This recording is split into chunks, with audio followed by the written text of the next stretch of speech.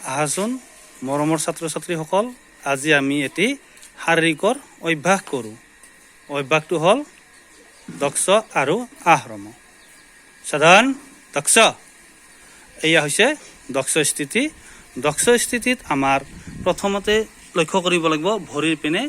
ভৰিৰ পতাটো সন্মুখৰ পিনে ফাক থাকিব আৰু পিছপিনে লগ লাগি থাকিব, আঁঠু টাইট থাকিব।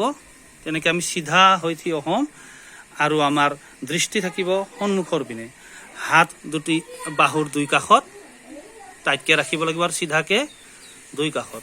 এইটো হৈছে দক্ষ স্থিতি। এতিয়া কৰিম আমি আহৰম। সাধাৰণ আহৰম, এয়া হৈছে আমাৰ আহৰমৰ স্থিতি। আহৰমৰ স্থিতিত আমি হাত দুখন ভৰি দুখন দুকাষত মেলি দিম আৰু হাত দুখন আমাৰ পিছপিনে যাব আৰু আমি হাতটো পিছপিনে কেনেকৈ ধৰিম সেইটো মই দেখুৱাই দিছোঁ। এয়া হাতটো ধৰাৰ আমাৰ স্থিতি। প্ৰথমতে বাওঁ হাতখন থাকিব। বাওঁ হাতৰ বুঢ়া আঙুলিৰ মাজত আমি সোঁ হাতৰ আঙুলিবোৰ ভৰাই দিম। তেনেকৈ আমি ধৰি ৰাখিম। আমি এনেকৈ অভ্যাস কৰিম। আহাচোন ছাত্ৰ ছাত্ৰীসকল, তোমালোকেও কৰা একেলগে। সাধাৰণ দক্ষ, দৃষ্টি সন্মুখৰ পিনে থাকিব। হাত দুটা মুঠিৰে সৈতে দুকাষত চিধাকৈ ৰাখিব লাগিব আৰু ভৰি জোৰা লগাব লাগিব আৰু ভৰিৰ পতা সন্মুখৰ পিনে অকণমান মেলা থাকিব।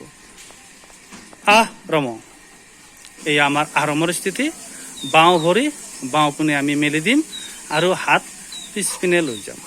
সাধাৰণ দক্ষ, একেলগে কৰিবা। আহৰম দক্ষ, আহৰম দক্ষ, আহৰম। এয়া আমাৰ দক্ষ আৰু আহৰম। এনেকৈ তোমালোকেও ঘৰত ধুনীয়াকৈ অভ্যাস কৰিবা আৰু ভিডিঅ' বনাই গ্ৰুপত পঠিয়াবা। নমস্কাৰ।